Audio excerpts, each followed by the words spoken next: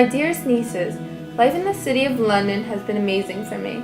I'm sorry I haven't written to you guys in a while, but I've been busy trying to settle down. I'm glad that I decided to make the move to the city.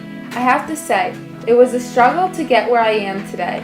Your mother has been telling me about how much you guys have been wanting to move to the city and find better opportunities for yourself. But before you guys make it official, let me tell you about what you're getting yourselves into. Moving to the city from the farmland was a drastic change for me.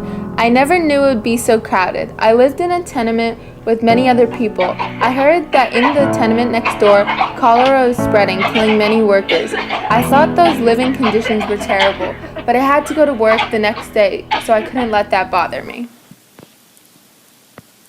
No wonder where everyone has been going. They've all been moving to the city. Probably looking for job opportunities. They probably became successful and didn't have to come back and work on the farms. Maybe we shouldn't move there at all. Don't be so discouraged. Let's just keep reading and see what she has to say. All right. I woke up the next day from the screams of the children working in the factories. Before I arrived at the factory, the fumes from the burning coal polluted the air and made it hard for me to breathe. I worked 14 hours a day and barely made enough money to support myself. Here is your pay of $1.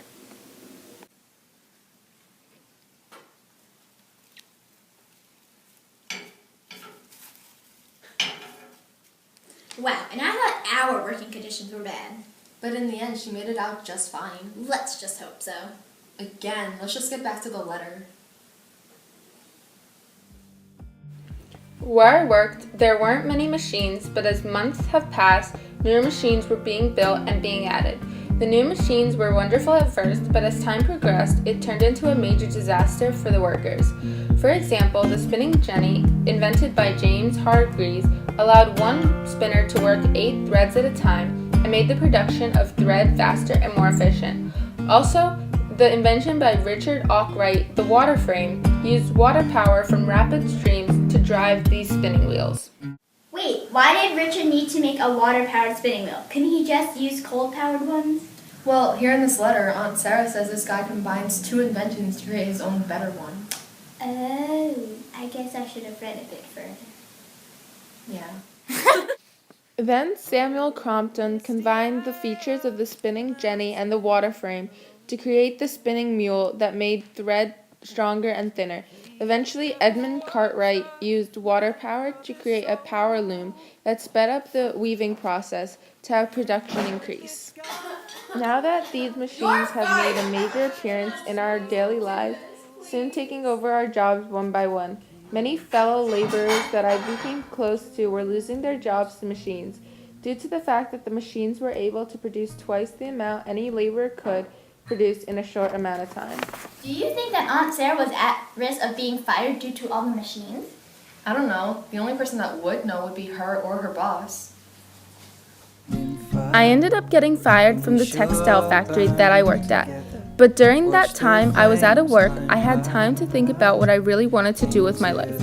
Not only work in the factories forever or live on the farm forever, but make something out of myself. Everyone doubted me. That's what motivated me the most to become successful and hopefully own my own textile factory one day. I had so many dreams that I wanted to fulfill. At a time, I started to believe that I would never touch them. Wow, it must have been hard to have everyone doubt you and not even support you. True.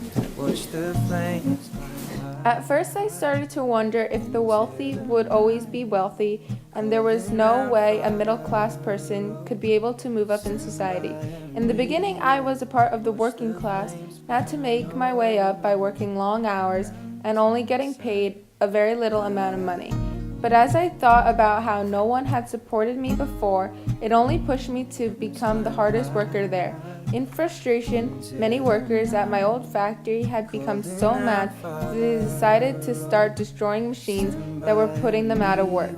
I, on the other hand, along with some other people, did not do that and tried to improve ourselves by going to school and getting a better education. After 2 years, I was able to finish school and get a better job at a new factory.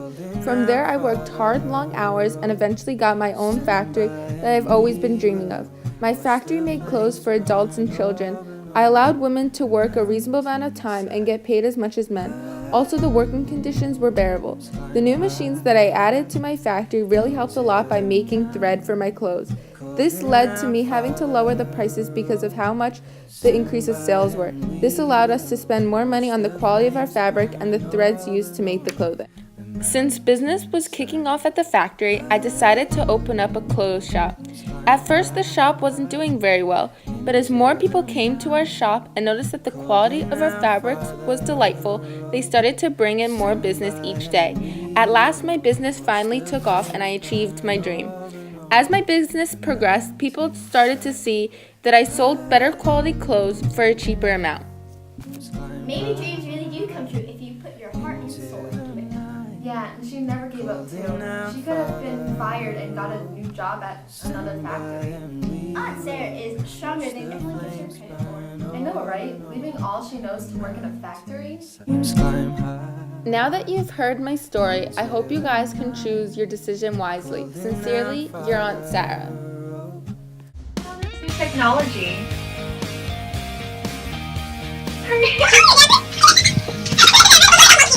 Fine! There was a reset in my house! You're on something!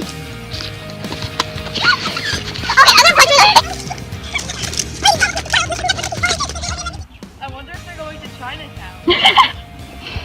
Stop it, Christina! Christina, you're in it.